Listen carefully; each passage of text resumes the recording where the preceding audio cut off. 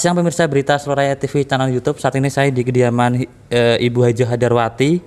Beliau merupakan salah satu anggota DPRD Jateng Dapil 7 Komisi B. Beliau sudah dikenal masyarakat untuk wilayah Solo, Klaten, dan khususnya untuk Solo Raya. Dan beliau ini juga sering mengunjungi di berbagai daerah untuk menyerap aspirasi dari masyarakat. Dan saat ini saya kebetulan juga ditemani Ibu Haja Hadarwati. Assalamualaikum Bu Haja. Waalaikumsalam Mas. Alhamdulillah. Apa kabar ini Bu? Alhamdulillah ini baik, lama nggak ketemu ini ya. Ibu dari mana saja boleh tahu akhir-akhir ini? Ini ya kita kan ya wilayahnya di Jawa Tengah, kita masih tetap di wilayah Jawa Tengah. Kemudian juga kita konsen kepada dapil kita masing-masing, juga tergantung program daripada ini kegiatan di DPRD Jawa Tengah, terutama hasil badan musyawarah itu apalah, kita harus keluar daerah ya keluar daerah gitu. Kalau ke kunjungan daerah pilihan ya kita ke kunjungan daerah pilihan. Nah ini Bu Haja Hadar, mungkin untuk Komisi B ini bidang apa saja kalau boleh tahu? Ya, Komisi B itu menarik Mas, bidangnya pertanian, kaitan dengan teman-teman pertanian. Kemudian yang kedua ada di perikanan, ada peternakan, ada juga balai-balai benih. Nah, ini kan kita sedang menggalakkan juga nih balai-balai benih, juga persiapan payung hukum raperdanya. Kemudian ada industri perdagangan, UMKM. Kemudian juga ada ini perizinan. Kita juga membidangi ini pariwisata yang sangat menarik. Koperasi juga di tempat kita. Gitu ya. Kalau boleh tahu mungkin secara pandang Bu Haja Hadarwati mungkin potensi pariwisatanya ini apa Bu? Jawa Tengah ini luar biasa Mas. Mau air ada, di laut ada, ya kan? Ya, di darat kan kita juga punya air kan. Kalau di laut misalnya kita juga punya potensi di sana, pengembangan objek wisatanya banyak di Jawa Tengah itu, terutama di pesisir utara kan, di wilayah utara di sana untuk objek wisatanya, sekaligus pusat produk garam juga di Jawa Tengah ada gitu. Di mana kalau gitu? Ya itu di Demak, Kudus dan sebagainya, di wilayah juga di sebelah barat. Pokoknya perlautan utara itu mayoritas juga untuk petani garam ada. Ini layaknya juga banyak gitu ya. Terus ini di wilayah Jawa Tengah mungkin saat ini banyak yang mengusulkan untuk potensi daerah dalam bidang wisata. Kalau mungkin peran tempat wisata dalam mendorong perekonomian lokal ini siapa? Wisata ini kan dampaknya multi efek Mas. Jadi orang yang datang wisata itu mau tidak mau mesti kuliner. Dia lapar, akan mencari makan, warung makan, akan laku kalau wisata hidup. Satu itu. Kedua, orang pulang tuh pengen membuah buah tangan, oleh-oleh. Bisa makanan yang diawetkan, kemudian makanan saji, kemudian ada buah-buahan. Itu kan juga berdampak positif terhadap perekonomian juga. Kemudian juga hotel-hotel, mungkin kan kalau ada objek wisata itu mesti hotel akan juga ikut terdampak laku lah. Otomatis dunia transportasi juga akan tergerak roda ekonominya. Kalau wisata ini terpuruk, dampaknya juga luas juga gitu. Kan kesenian juga ada kaitannya dengan wisata. Kalau untuk di tempat-tempat wisata menarik pengunjung tiap Sabtu Minggu mungkin bisa diberikan hiburan, mungkin bisa campur sari, dangdut, lonengan atau jatilan, atau bisa yang menarik itu satu apa, kuda lumping. Nah, jaranan itu kan juga menarik kalau kita tampilkan di daerah objek wisata. Tadi Bu Haja Hadarwati bilang untuk jangan sampai untuk di sektor pariwisata ini terpuruk ya Bu ya. Iya. Itu nanti dapat menyebabkan untuk yang lainnya juga, terutama untuk UKM juga. Mungkin apa yang menyebabkan seperti itu? Satu jelas karena bencana wabah ini kan. Nah wabah ini kan nggak terkendali. Virus corona ini membuat kondisi wisata sangat terpuruk. Karena dengan level 3 dan beberapa level kemarin kita harus tutup total dulu untuk mengurangi penyebaran penyakit corona. Karena kan harus ada pencegahan, penanggulangan. Nah salah satu yang banyak terjadi kerumunan untuk kontak erat kan di objek wisata. Maka ini kan berhenti dulu toh Mas. Nah, sambil mempelajari karakter daripada virus itu seperti apa. Sehingga ini kan sudah mulai program pemulihan, karena kan lewat vaksin itu kan daya imun, daya tubuh teman-teman kita itu kan sudah mulai kuat, sehingga objek wisata mulai harus digerakkan menggeliat. Kalau objek wisata bergerak, maka perlahan-lahan pertumbuhan ekonomi akan lebih baik. Gitu ya. Untuk yang Ibu Haja Hadarwati lihat untuk saat ini bagaimana untuk dalam sektor pariwisata? Ya ini sudah mulai melihat, kita lihat kan sudah mulai pada buka sih Mas. Waktu tutup contoh di Ponggok itu juga nangis Mas, begitu tutup padahal dia kan salah satu ikon Klaten. Ponggok itu di situ, nah begitu kena pandemi ini kan terpuruknya apa, satu beban untuk membiayai tenaga kerja yang mengelola di situ, kuliner ada yang di situ kan nggak bisa bergerak di situ, kemudian juga akan berdampak pada pendapatan asli daerah karena kan harus dikelola oleh BUMDes sekarang kalau itu wisata milik desa gitu. Kalau untuk pengembangan dalam sektor pariwisata ini sebenarnya tugas atau pemerintah, masyarakat? Tugas bersama, masyarakat kan memberikan fasilitas. Jadi ada objek wisata yang dikelola oleh pemerintah daerah provinsi, ada dikelola oleh kabupaten, dan juga ada yang objek wisata sedang kita gerakkan adalah desa-desa wisata. Nah, ini menarik Mas. Desa-desa wisata ini menjadikan salah satu potensi pendapatan desa, salah satu hal yang bisa membangkitkan perekonomian di desa. Jadi kalau kita kan punya semangat nih, pengen melihat pemandangan yang indah, pengen refreshing, tidak harus keluar negeri, cukup dengan lokal kita. Karena kan keluar negeri dalam masa pandemi ini yang juga berat syaratnya, ya kan, harus di satu rapid, bukan rapid sekarang malah tes swab juga, swab tidak hanya antigen. Kalau keluar negeri kan swabnya sudah ini PCR kan. Nah ini kan syaratnya kemudian harus dikarantina, lebih susah keluar negeri. Sedangkan kan kita hemat waktu, harus menghindari kontak erat dengan orang lain sedikit mungkin.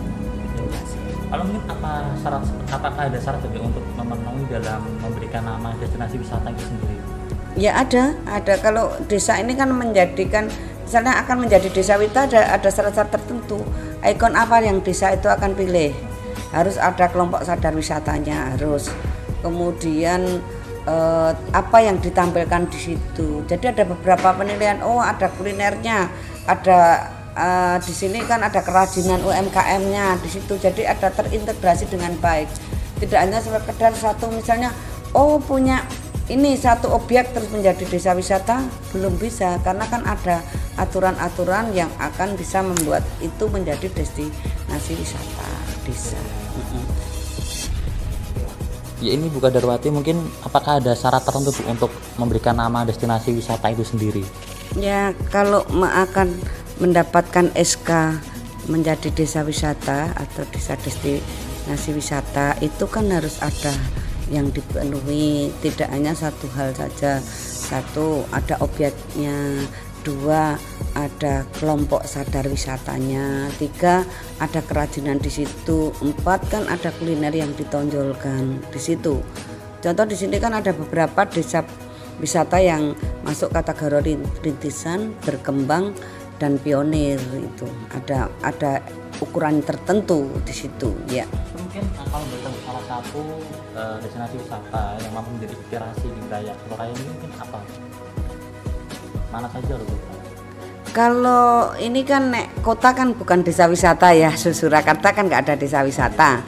Yang lebih banyak desa wisata itu di Klaten, karena kebetulan kan punya kekayaan alam yang luar biasa. Klaten itu kan, Klaten ada 26 kecamatan, 400 desa kelurahan. Yang bisa menjadi desa wisata peluangnya adalah di 391 desa. Nah di 391 desa itu ada macam-macam. Contoh ada embung juga, ada embung di Kemalang yang baru sudah mulai menggeliat bisa. Kemudian di Krikilan Bayat kan sedang mulai tumbuh, akan digarap, ini desa wisata. Kemudian ada di wisata religi. Nah, ini kan ada di desa Paseban Bayat itu kan ada taman makam. Enggak, nah itu bukan, itu kan milik pemerintah. Saya pisahkan dulu jenisnya. Ada religi, ada wisata alam, ada wisata macam-macam kan. Nah, kalau sing dikelola BUMDes itu yang wisata desa. Kalau wisata yang cagar budaya kan harus dikelola oleh pemerintah daerah. Contoh kain Prambanan itu kan milik Jogja. Klaten kan punyanya beberapa sing candi-candi itu kecil. Nah, untuk menjadi desa wisata ini gampang-gampang susah, Mas. Contoh punya objek tapi kalau SDM-nya tidak memenuhi ya tidak bisa, Mas. Jadi ada SDM, ada yang memenuhi, kan di situ ada perencanaannya juga. Oh, ini petanya mau dibuat ini. Nanti kelompok darwisnya ada, kelompok sadar wisata. Itu kan Bukit Cinta sedang mulai berkembang. Ini kan kemarin juga ada Bupati, Pak Ganjar juga ikut mempublikasikan juga kan di situ. Kemudian yang sedang berkembang lagi ada di mana daerah sebelah timur Prambanan juga banyak. Kemudian di Kebonarum banyak, ada Umbul Brintik, Umbul Brondong dan lain sebagainya. Ini kan wisata-wisata desa yang sumbernya dari mata air itu dikelola dengan baik sehingga bisa menjadi desa wisata karena ada kelompok darwisnya, kelompok sadar wisata gitu. Iya. Lalu untuk tempat wisata yang mungkin jauh dari akses transportasi ini gimana, Bu? Kayak Cinta ya, itu kan naik. Iya. Itu jalannya tidak. Itu kan jalan menuju ke pusatnya, titik mau naik kan sudah bagus. Kalau naiknya kan harus jalan kaki, Mas. Itu memang olahraga, wisata alam, harus kesehatan kan. Itu memang kalau di sana nggak kuat kan ya nggak sampai atas. Itu memang untuk stamina kalau di Bukit Cinta ya. Kemudian kan kalau wisata untuk terapi, misalnya kan ada di Kebonarum itu, Mas, ada di Malangjiwan, itu juga bisa untuk terapi, Umbul Brondong, Umbul Brintik dan lain sebagainya. Banyak kan air di sana. Di Ngrondol itu kan juga desa wisata yang sudah dapat SK rintisan. Kemudian ada ini mulai kita ajukan Karangduren. Karangduren itu sudah dibuat untuk edukasi. Karangduren itu kan Kebonarum, edukasinya di situ kan ada hewan-hewan di situ.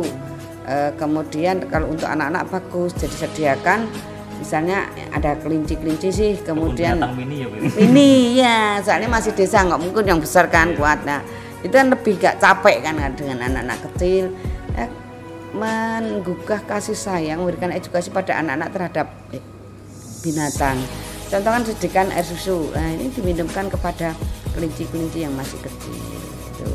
Kemudian disediakan makanan rumput biar ngasih makanan terhadap kelincinya, kan menarik, itu edukasi. Jadi ada wisata yang memberikan pendidikan, ini kan penting juga, menarik ya. Dan kan sedang mau naik, ada ini ada juga semacam, kalau di Sendang ini kan ada religi ya, ada keyakinan kalau setiap tahun di situ kan ada korban kambing.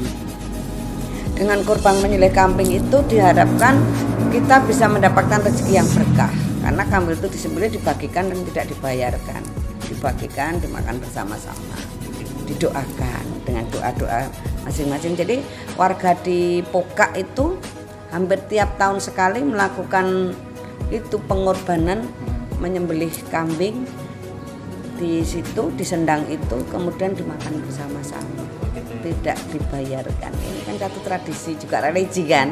Nah itu ya. Tahu dan sisi positifnya Ibu ya. Positifnya, dan di Sendangnya di situ kan rencananya memang waktu itu sebelum virus datang itu kan sempat ngobrol-ngobrol sama Bu Lurahnya, mau dikasih jackpot itu yang bisa terbang itu dan menarik juga kan.